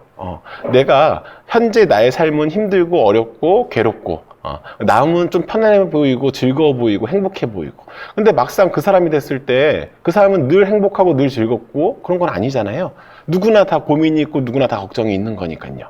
그래서 제가 그 찰리 채플린의 명언을 좀 좋아하는데, 그분이 이런 말을 남겼죠. 인생이 멀리서 보면은 희극이지만 가까이서 보면 비극이다라는 얘기를 남겨놨잖아요. 예. 그러니까 누구나 다 상처가 있고 어려움이 있는 거예요. 근데 멀리서 볼 때 멋져 보이는 거, 잘나 보이는 거, 훌륭해 보이는 거, 이런 것만 우리는 겉으로 보이니까 부러워하면서 살고 있다라는 거죠. 네. 그래서 이 글은 제가 그런 측면에서 조금 소개를 하고 싶었습니다. 계속 제가 텍스트 읽고 얘기하니까 좀 지루하신가요? 아직 텍스트는 좀 많이 남았는데 시간 보면서 제가 줄일 거는 줄이도록 하겠습니다. 그리고 이거는 이제 인생의 깨달음이라고 얘기할 수 있겠는데요. 늙음악의 삶. 이분이 은퇴한 다음에 남긴 기록이라고 말씀을 드렸잖아요. 그러다 보니까 은퇴 후에 자기의 생각을 좀 진솔하게 적어 놓는 부분이 많이 있습니다. 그러한 내용인데요. 한번 읽어보도록 하겠습니다. 무릇 인생의 편안하고 즐거움은 적당한 처지를 귀하게 여긴다. 만약 몸이 불임을 당하고 마음이 피곤하면 비록 만종의 복록이라는 건 어마어마하게 많은 월급이에요. 받고 화려한 수레를 탄다고 하더라도, 화려한 수레를 탄다는 거는 지위가 높다는 걸 얘기하겠죠. 나와 무슨 상관이 있겠는가. 그러니까 돈 많이 받고 지위 높아져도 내가 몸 피곤하고 마음 피곤하면 그게 뭐 중요하겠어? 라고 생각을 하는 거예요. 내가 향거한 이유로 관직 생활에서 물러나서 고향에 사는 걸 향거라고 얘기하거든요. 향거한 이후로 고요하게 마음을 기를 만한 살림이 있었고 마음을 즐겁게 할 만한 물고기와 새가 있었다. 그러니까 고향의 땅에 돌아가 사니까 자연 속에서 자연을 벗삼아서 좀 마음 편안하게 살 수가 있었다라는 얘기를 하는 거죠. 이제 그러면서 회상을 합니다. 돌이켜보면 예전에는 공무를 처리하느라 허다한 세월을 관청에서 보냈는데 25년 동안 간직 생활했다고 했잖아요. 이는 마치 마소가 줄에 묶여 자유롭지 못한 것과 같다. 이제는 환하게 트인 경치 속에서 유유자적하며 보내는데 이는 마치 조롱을 벗어난 새와 우리를 뛰쳐나온 사슴이 조롱과 우리를 바라보는 것과 같다. 자, 그 조롱 속에 갇혀있는 새, 우리 속에 갇혀있는 사슴이 그걸 밖으로 이제 나오게 돼서 자유를 얻게 됐습니다. 그 다음에 조롱과 우리를 바라보는 거예요. 이분이 은퇴를 하고 나니까 내 관직 생활은 정말 나를 올감했던 거라고 생각을 한다는 거예요. 그러면서 뭐라고 결론을 내리냐. 반평생을 진창 같은 곳에서 밥벌이를 위해 살았으니 한가로움과 바쁨, 영화로움과 욕됨이 앞뒤로 이처럼 크게 다르다. 이제부터 문을 닫아 걸고 책을 읽으며 죄과나 후회가 없게 한다면 설령 성악의 극히 일부를 엿보지는 못하더라도 시골에서 스스로 즐기는 정도를 바랄 수는 있을 것이다.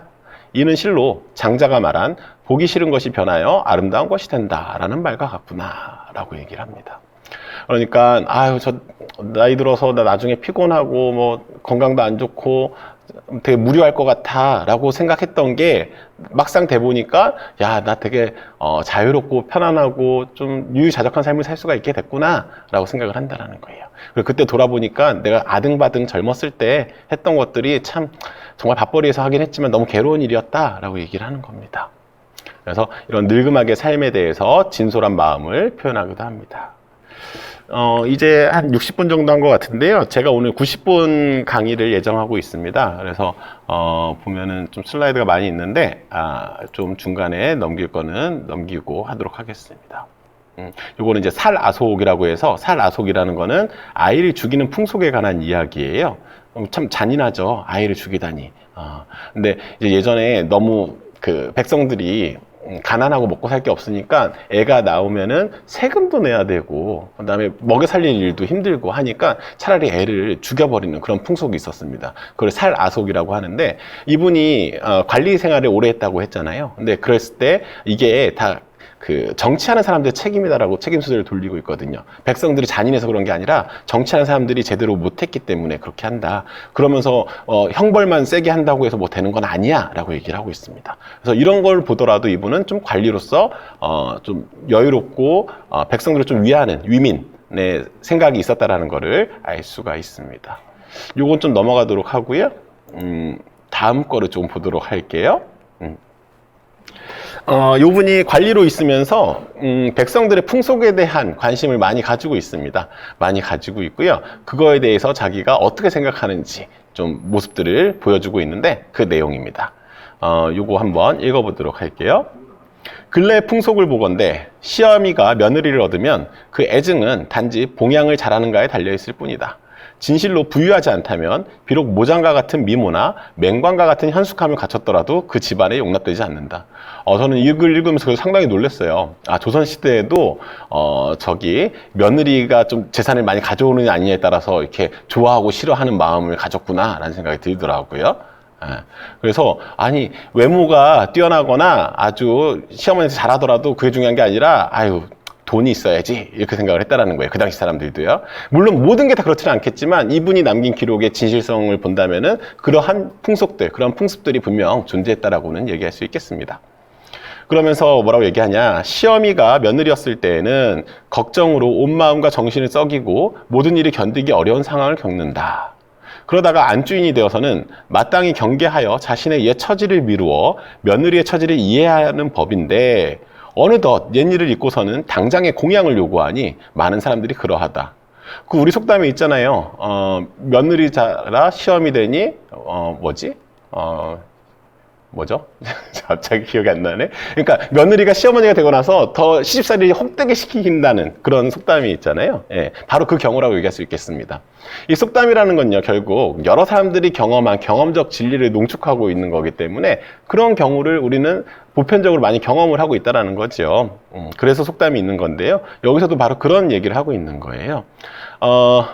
깊은 규방 속에서 며느리가 살아가는 곳이죠. 아녀자들이 사는 곳을 규방이라고 하는데 깊은 규방 속에서 근심을 품은 이들이 얼마나 많겠는가. 그러니까 시집살이 아주 괴롭다라는 얘기를 하고 있는 겁니다.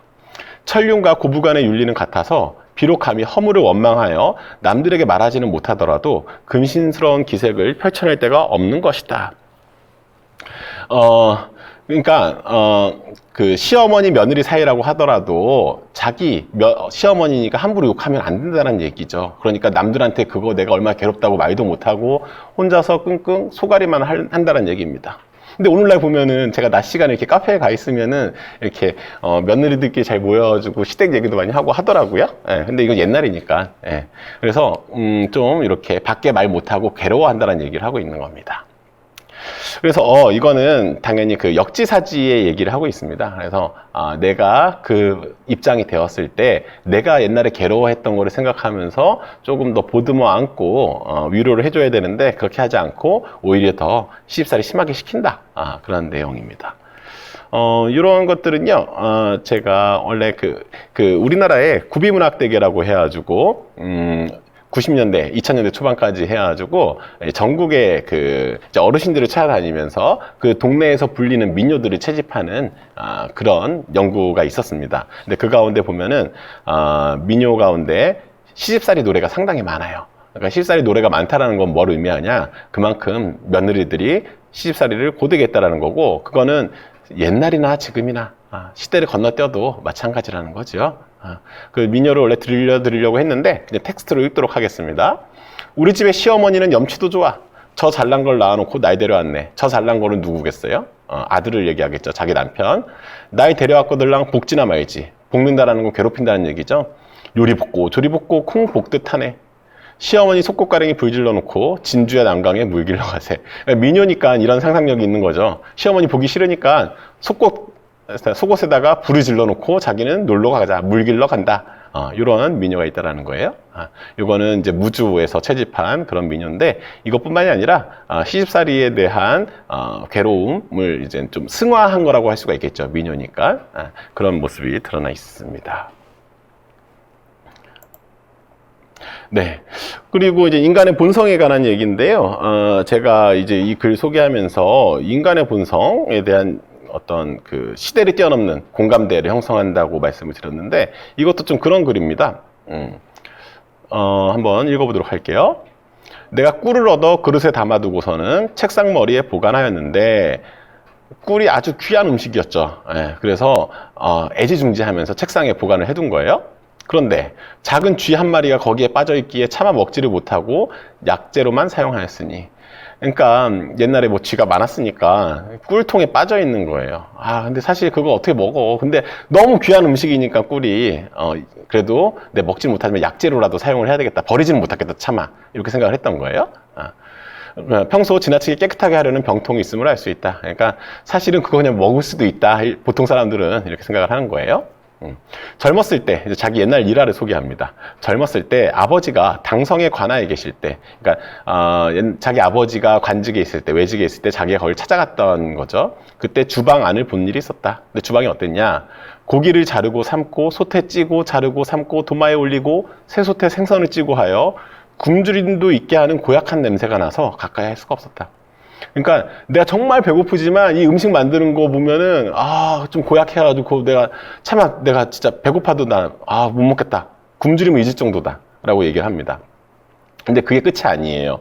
게다가 더러운 물로 씻어내고 더러운 장으로 양념을 하니 온갖 더러움이 한데 모였고 수염이 긴 요리사가 씻지도 않은 손으로 그릇에 손가락을 담가 간을 보고 국물을 단번에 후루룩 맛보니 내가 눈으로 본 광경은 모두 속을 메스껍게 만드는 모습이었다. 이거 차라리 안 봤으면 좋았을 텐데.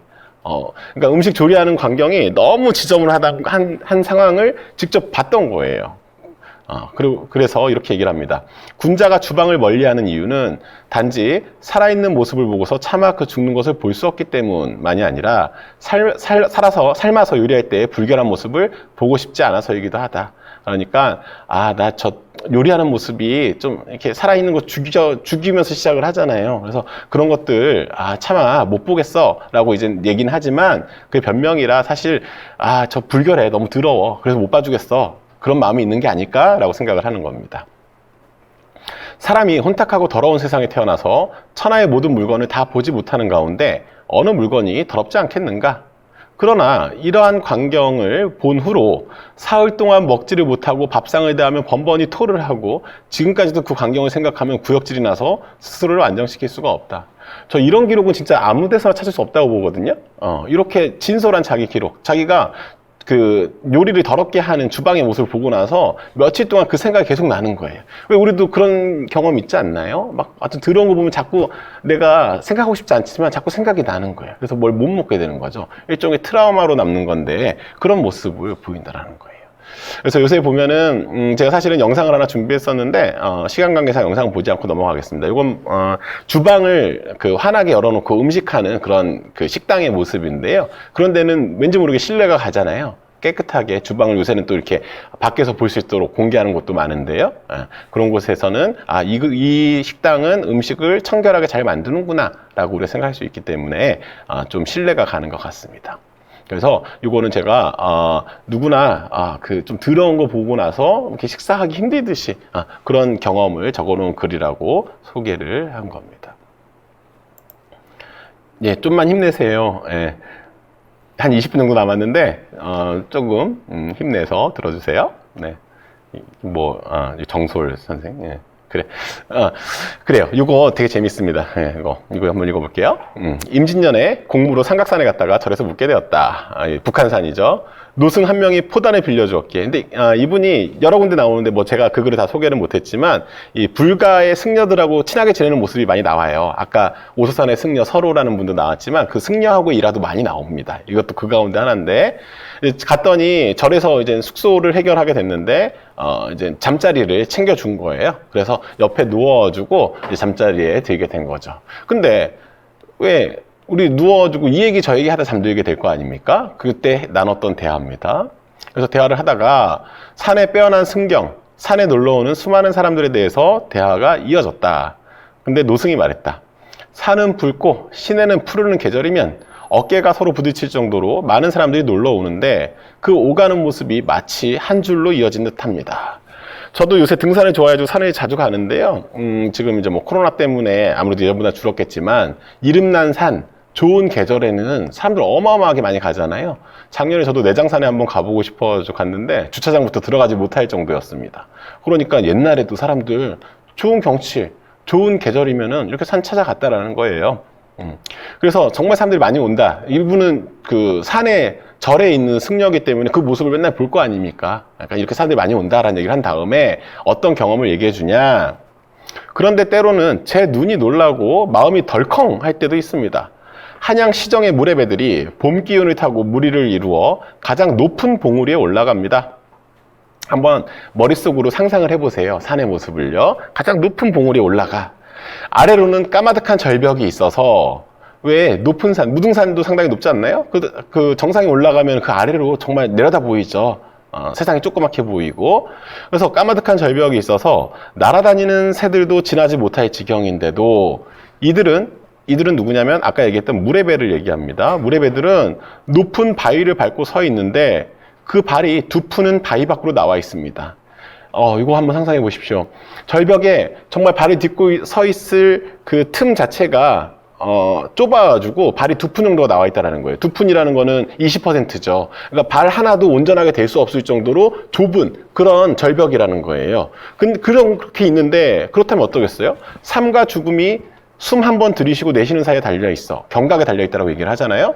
조금이라도 발이 삐끗하면 몸과 뼈가 가루가 될 상황입니다. 아주 좁은 절벽이니까 내가 실수를 하거나 발을 헛디디면은 저 밑에 낭떠러지로 떨어지게 된다는 거예요. 아주 위험한 상황이잖아요. 그래서 옆에서 그러니까 좀 안전한 곳에서 있는 다른 구경꾼들은 그런 이제 무례배들이 거기 서 있는 모습을 보고서 모두 전전긍긍 어떻게 이렇게 하는데 그 바위에 올라가 있는 사람들은 어떠냐? 스스로 날램을 자랑하며 조금도 두려워하는 기색이 없습니다. 세상에 이런 바보 같은 이들이 있는데 저는 그런 이들을 많이 보았습니다. 저는 사실 요새 말로는 학생들 말로는 쫄보라고 얘기할 수 있는데 겁이 상당히 많습니다. 저는 위험한 일을 잘 안 해요. 잘 안 하는데 사람의 본성상 어떤 분들은요 정말 위험한 일들을 즐기거든요. 그 맨손으로 막 제2롯데월드를 올라간다든가 암벽 타기를 한다거나 혹시 유튜브 영상 검색해보면 나올 텐데요. 익스트림 스포츠라고 한번 검색을 해보십시오. 그러면은 막 빌딩 사이를 막 뛰어가거나 스케이트보드를 타고 뭐 저 높은 빌딩에서 왔다 갔다 하고 막 스카이다이빙을 해서 바위 틈 사이로 들어가고 막 그런 장면들이 나와요. 근데 그 하고 싶어 하는 분들은 정말 그게 좋고 즐겁기 때문에 하는 거 아닐까요? 예.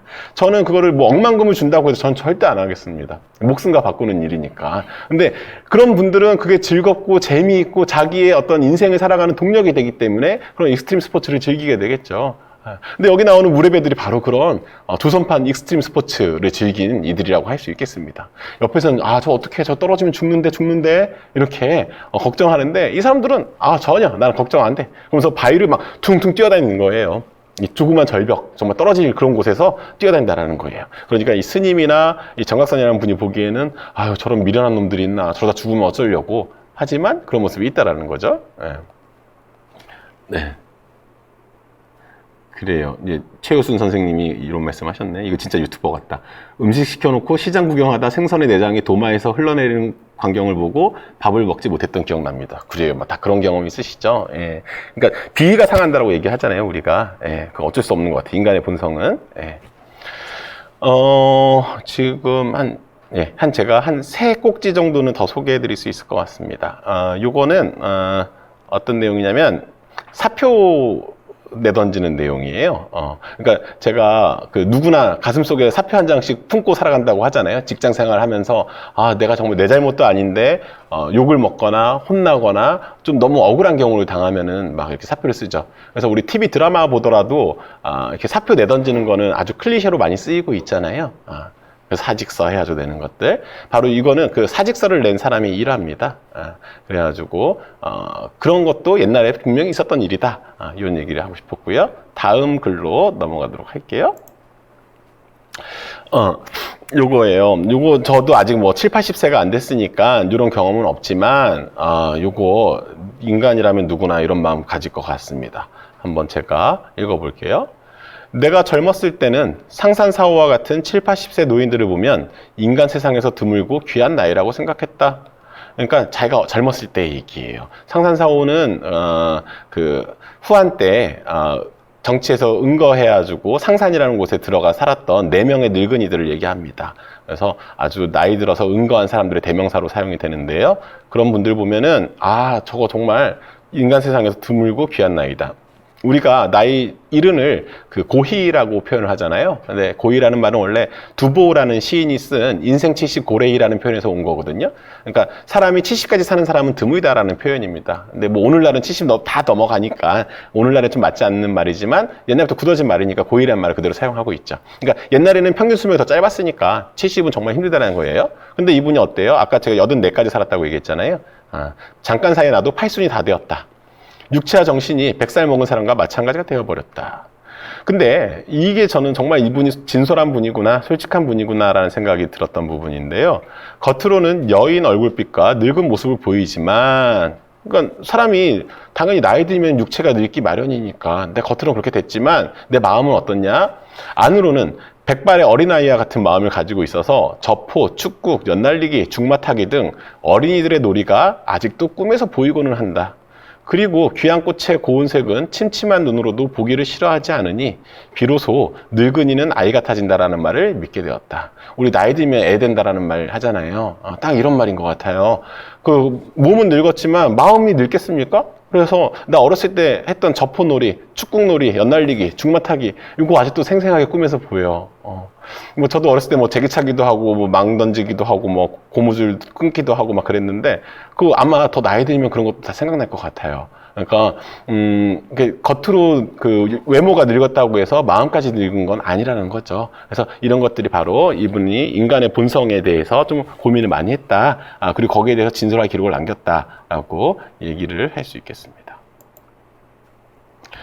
예, 이것도 이제 인간의 본성에 관한 건데요. 어떤 여종에 관한 이야기를 하고 있습니다. 어떤 이야기인지 한번 보도록 하죠. 한 여종이 있었는데 본성이 인색하여 물건은 아끼지만 제 몸은 아끼지 않았다. 여러분들 주변에도 이런 분들 있지 않나요? 예, 자기 일하는 거는 정말 아까워하지 않고 열심히 일하는데 돈 쓰는 건 되게 아까워하는 거예요. 사실 저희 어머니도 뭐 넉넉하게 지금은 이제 사시지만 그 젊어서부터 아끼던 그런 버릇이 습관이 계속 있으셔가지고 그렇게 택시 타고 다니라고 해도 그냥 전철이 공짜인데 왜 택시를 타냐 막 그러면서 아직도 그냥 전철 타고 다니세요. 예. 그러니까 그 타고난 성품이 그러하신 것 같아. 예. 근데 이분이 아마 지금 여기 소개하고 있는 여종 이야기도 그런 거라고 얘기할 수 있겠습니다. 10여 년 동안 관청에 있으면서 받은 급료가 넉넉하여 충분히 스스로를 윤택하게 할 수 있었으나 굶주림과 추위는 참아내고 온갖 어려움을 다 겪어내면서 곡식 나달 하나하나 돈 한 푼 한 푼을 모조리 저축하여 살림이 넉넉하게 되었다. 우리 추우면 보일러 틀고 더우면 에어컨 틀어야죠. 사람은 당연히 그러고 살아야 되는데 그거 아끼는 분들 그거 못 하잖아요. 전기료가 얼만데 그걸 하니. 이 여종이 그랬던 분인 것 같아요. 충분히 자기 좀 편안하게 살 수 있었지만 한 푼 한 푼 다 아낀 거예요. 그래서 좀 재물이 넉넉하게 된 것 같습니다. 근데 이제 어땠냐? 결과가 어떻게 되는지 한번 보시죠. 그러나 그녀의 재산을 물려받을 자식이 없었기 때문에 그녀가 죽게 되자 다른 이가 그 재산을 갖게 되었다. 그러니까 젊어서 고생 다 하고 막상 자기 후손한테 물려주지도 못하고 헛심 쓴 게 되겠네요. 그래서 어떻게 표현을 하고 있냐? 이는 실로 날아다니는 벌입니다. 벌이 수많은 꽃을 찾아 꿀을 만든 후에 그 모진 고생이 누구를 위해 즐겁게 만든 것인 줄 끝내 알지 못하는 격이니 미혹됨이 심하다. 벌이 꿀 만들어주면 그 혜택 누리는 건 누구예요? 사람이 누리잖아요. 그러니까 그 고생하면서 그 결과를 자기가 얻지 못하는 경우 그 경우라고 얘기할 수 있겠습니다. 오늘날도 이런 분들 많이 있잖아요. 자기가 정말 아끼면서 살지만 그 혜택을 자기가 원하는 형태로 남기지 못하는 경우라고 얘기를 할 수 있겠습니다. 네. 네, 요거는 넘어가도록 할게요. 네. 네. 요거 속담인데요. 요거 우리말 속담 가운데 콩 심은 데 콩나무고 팥 심은 데 팥난다 라는 속담이 있잖아요. 네, 딱 그 속담과 맞아떨어지는 일화입니다. 한번 볼게요. 가만히 보건대 세상 사람들은 덕과 인을 쌓고자 하는 마음은 없으면서 도를 위반하고 강상을 그르치는 행실만을 가져 조물주에게 죄를 얻은 지가 오래되었다. 생각을 해보세요. 내가 덕을 쌓고 인을 쌓아야 되는데 그건 안 하면서 그리고 도를 위반하고 남 괴롭히고 그 다음에 인륜에 어긋나는 일을 하면서 이렇게 살았다라는 거예요.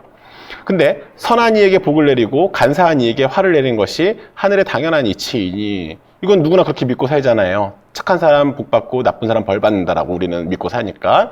근데 어찌 후손들에게 복을 내리니 있겠는가? 네가 잘 살았어야 네 후손들이 복을 받지. 근데 너는 그렇게 하지 않으면서 왜 복을 원해? 라는 얘기를 하는 겁니다. 어리석은 자식을 용렬한 아내에게 장가 보내면서 재주와 지혜가 뛰어난 기리나를 낳기를 바란다. 아니, 자기 자식이 잘났어야 아주 좋은 또 배우자를 만나서 좋은 손주를 얻게 되는 거지 말이야. 근데 너희들은 말이야, 너희 지금 내가 보니까 맨날 죄 짓고 나쁜 짓 하고 그러면서 재주도 없으면서 어떻게 그렇게 손주는 뛰어나기를 바래? 그 말이 안 되잖아. 그 얘기를 하는 거예요. 그 부모가 불초한데 자손들이 어찌 불초하지 않을 수 있겠는가? 속담에 이르기를 오야 심은 데 복숭아가 나지 않고 큰 콩 심은 데서 작은 콩 나지 않는다 라고 했으니 필시 당연한 이치이다 라고 얘기를 합니다. 예.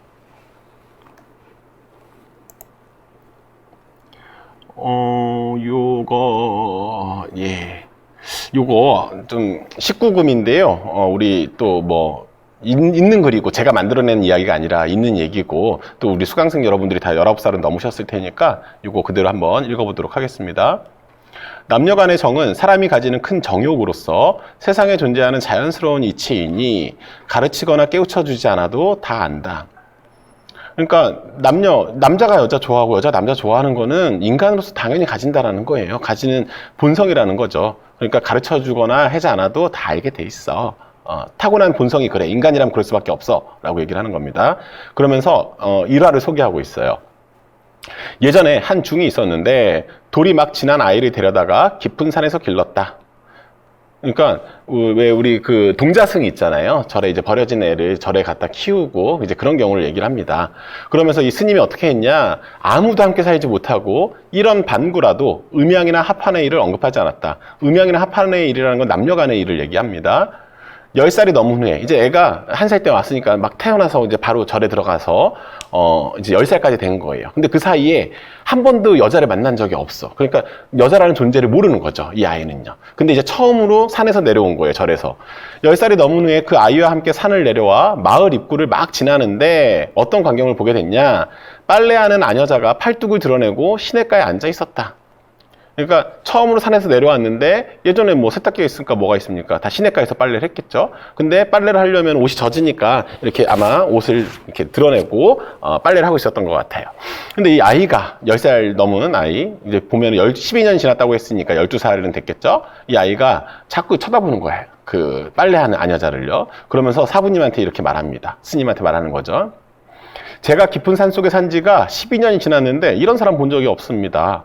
근데요, 제가 갑자기 저런 사람을 만나니까 정과 흥이 동하고 양기가 일어나서 저도 모르게 이 물건이 슬금슬금 고개를 쳐듭니다 라고 이 꼬맹이도 아니죠, 13살이면 이제 얘기하는 거예요, 스승님한테. 그래서 이 물건이라는 건 이제 남자의 물건을 얘기하는데요, 갑자기 그런 일이 생긴다, 몸에 변화가 생겼다라는 거를 스님한테 얘기를 한 거예요. 그래서 그 스님이, 그러니까 이 일화를 보고서 이 정각선이라는 분은 어떻게 정리를 하냐, 하늘이 생겨날 때 이 몸을 내었으면 이런 마음을 낸 것이지 이 일이 어찌 나이에 많고 적음과 관계가 있겠는가 라고 얘기를 합니다. 이는 실로 노자가 말한 어린아이가 남녀 간의 교합을 모르는데도 온전하게 일어나는 것은 정의 지극함이다 라는 말을 인용을 합니다. 그러니까 우리가 일반적으로 조선시대 그러면은 막 되게, 막 이렇게 어떤 성에 관련한 문제에 대해서 폐쇄적이고 막 그렇게만 이렇게 생각을 하는데 이런 글을 보게 되면요. 또 다 그렇게까지 생각했던 건 아니다라는 얘기를 할 수 있겠습니다. 그래서 이런 기록도 상당히 이 두루마필이라는 저술이 가지는 가치를 얘기해주는 그런 기록이 될 수 있겠습니다. 그래서 이분 같은 경우는요, 그런 어떤 인간이 가지고 있는 본성을 상당히 긍정하는 그런 면모들을 많이 보여주고 있어요. 예. 그래서 그런 면에서 좀 다양성을 인정하고 자유분방한 좀 사상을 지니고 있었다라는 얘기를 할 수가 있겠습니다. 예, 제가 시간이 거의 다 됐으니까 한 편만 더 소개를 하겠습니다. 요 글은 좀 기니까 넘어가고 마지막에 제가 요거 하나 마지막으로 얘기를 하겠습니다. 자형, 자기 누이의 남편이 되겠죠. 광주 부유는 자부인의 병세가 위급할 때 대곡의 배를 맛보게 해드리고자 하였다. 이 대곡의 배라는 거는 아주 크고 만난 배를 의미해요. 여름에 먹는 배 말입니다. 과일이에요. 그러나 때가 마침 초가을이어서 때가 지난 거죠. 끝내 잡숫게 하지를 못했다. 그러니까 엄마가 아플 때 좀 편찮으실 때 내 배 하나 먹고 싶어야 막 이렇게 아마 얘기를 했나 봐. 예. 근데 때가 아니니까 요새는 뭐 다 비닐하우스에서 나오지만 옛날에 그러지 못하니까요. 제철 과일이 아니면 먹지를 못했죠. 그래서 드시게 하지 못한 거예요. 근데 이 이후로 어떻게 됐냐? 그 자영이 배만 보면은 번번이 눈물을 펑펑 흘리며 먹질 않았다. 왜 안 먹었겠어요? 자기 엄마한테 드리지도 못했는데 내가 어떻게 내 이 배를 편안하게 먹을 수 있겠어라고 생각을 한 거죠. 이게 바로 효성이겠죠. 이게 또, 그러니까 이분이 옛날의 일과 비슷한 것들을 가져와주고 알레고리를 만든다고 했잖아요. 예, 바로 그런 부분이라고 할 수 있는데, 그 서효국이라는 분이 죽을 때까지 맵쌀을 먹지 않는 일과 같다. 그러니까 엄마가 좀 좋은 쌀을 못 먹었으니까 나도 좋은 쌀을 먹지 않을 거야 라고 생각했던 거예요. 그러니까 부모에게 효도하는 마음이 옛사람에 부끄럽지 않다. 그러면서 서효국에 대한 이야기를 부연하고 있습니다. 진나라 서효국은 초년에 가난했다. 어머니가 병이 들자 효국은 맵쌀을 어머니에게 드시게 하고 싶었으나 항상 마련해 드릴 수가 없었다. 어머니가 돌아가신 후 남은 맵쌀이 있으면 바라보며 눈물을 흘리고 평생토록 맵쌀을 먹지 않았다. 예. 그러니까 사실 저는 그런 생각이 들더라고요. 저도 그래요. 저도 이제 뭐 효도를 해야 된다고 늘 생각을 하지만 그게 좀 쉽지가 않잖아요. 예. 그래도 이제 어른들은 전화 자주 드리는 게 효도하는 건데 저도 그게 막상 또 쉽게 잘 안 되더라고요. 근데 그래도 뭐 이제 이런 글 읽으면은 양심상 또 이제 전화도 한번 드리게 되고 하는데 그런 것 같아요. 이 부모님들은요 자녀가 어떤 음식 좋아하는지 다 잘 아세요. 근데 이 자녀들은요 엄마가 어떤 음식 좋아하는지 잘 모르더라고요. 예. 그게 사람이 가지고 있는 어떤 내리사랑의 본질인 것 같은데요. 예. 그래서 저도 어머니한테 한번 여쭤보니까 저희 어머니 짜장면이 좋다고 하시더라고요. 예, 짜장면 좋다고 하셨는데 짜장면 잘 안 드세요, 그래도. 그러니까 뭐 좋은 거 있으면 그러잖아요. 우리 어렸을 때 왜 좋은 음식, 중국 음식 하면은 탕수육 엄마는 배불러야 너 먹어라고 이제. 그게 정말 배불러서 그런 게 아니라 이제 넉넉지 않은 살림에 자식은 좀 배불리 먹이고 싶은 그런 마음이잖아요. 예. 그래서 저는 이제 이런 글을 보면서 어떤 이제 TV 방송에서 본 적이 있는데 아내가 좋아하는 음식을 아내 사별하고 나서 평생 못 먹게 된 그런 사람 얘기를 들은 적이 있습니다. 그래서 그런 것과 비슷한 것 같아요. 그 어떤 대상을 보고서 그 사람이 떠올라서 좀 미안하고 슬픈 감정이 들어서 그거에 대해서 좀 이제 먹질 못하는 그런 모습이라고 얘기할 수가 있겠네요. 네. 이렇게 해서 이런 글들을 보면은 좀 전반적으로 이분이 가졌던 생각이나 뭐 오늘날 살아가는 우리가 가지고 있는 생각이나 아주 크게 다르다는 생각은 들지 않습니다. 그래서 제가 마지막에 한번 이렇게 정리를 해봤어요. 숫자 3개를 적어놨는데 맨 왼쪽에 보면 1720년 아마 이 글이 쓰여졌던 그 시기가 되겠고요. 2020년 올해가 2020년이니까 300년 차이가 나네요. 네. 그다음에 2320년은 뭐 여기 계시는 분들, 뭐 저를 포함해서 수강생 여러분들이나 아무도 300년을 살 수는 없으니까 어떻게 될지 모르겠습니다. 근데 아마도 지금 이 글에서 우리가 300년 전의 삶을 지금 읽었는데요. 또 이분은 1700, 그러니까 18세기 초반에 자기보다 훨씬 더 앞선 시기와 비슷한 일들을 가져와서 설명을 했잖아요. 마찬가지로 이게 되게 인간의 본성과 관련한 것이라면은 몇백 년 후라고 하더라도 이게 달라질 것 같지는 않아요. 그러니까 기술이 달라지고 문명이 발달하고 뭐 그럴 수는 있겠, 편리하게 살 수는 있겠지만 인간이 가지고 있는 감정, 감성, 이런 영역이라는 거는 결국 변하지 않는 것 같습니다. 그게 어떤 면에서는 인간이 가지고 있는 본질이라고 얘기할 수 있겠는데요. 그런 거를 우리가 알고 더 좋은 거를 살리고 나쁜 거를 없애려고 하는 게 결국은 인문학의 본질이라는 생각이 들어요. 그래서 저는 오늘 이제 글 한 편, 이제 글 한 편이 아니죠. 어떤 저술 하나를 가지고 이야기를 해드렸습니다만 결국 우리 뭐 인문 강좌 이런 거를 듣고 함께 뭐 여러 가지 분야에 대한 공부를 하는 이유는 인간으로서 어떻게 살아가느냐, 인간은 도대체 무엇인가에 대한 물음에 대한 답변을 듣는 그런 일이라고 생각을 합니다. 예, 제가 강의를 원래 시간을 잘 맞춰요. 칼같이 맞추는데 지금 마침 딱 3시 29분이네요. 예, 그래도 1분이라도 좀 빨리 끝내드리는 게 낫겠죠? 예, 그래요. 사실 90분 정도 수업 듣는 게 쉬운 일은 아닙니다. 정말 쉬운 일은 아니에요. 근데 떠드는 건 더 쉬운 일일까요? 모르겠네요. 떠드는 게 차라리 나은 것 같습니다. 듣고 있으면은 이제 그런 농담을 자주 하는데요.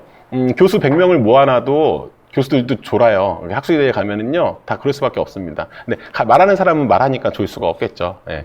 90분 동안 얼마나 재밌게 들으셨는지 모르겠는데, 그래도 제가, 좀 제가 좋아하는 걸 알고 있는 것들을 좀 전달하려고 오늘 좀 노력을 했습니다. 이제 아주 대단한 공부라기보다는, 이런 글이 있구나. 옛날 사람들도 지금 사람들 똑같구나. 이런 것들을 조금, 이해하고 얻어가는 시간이었기를 바랍니다. 예, 긴 시간 강의 들어주셔서 고맙습니다. 예, 이상으로 강의 마치겠습니다. 감사합니다.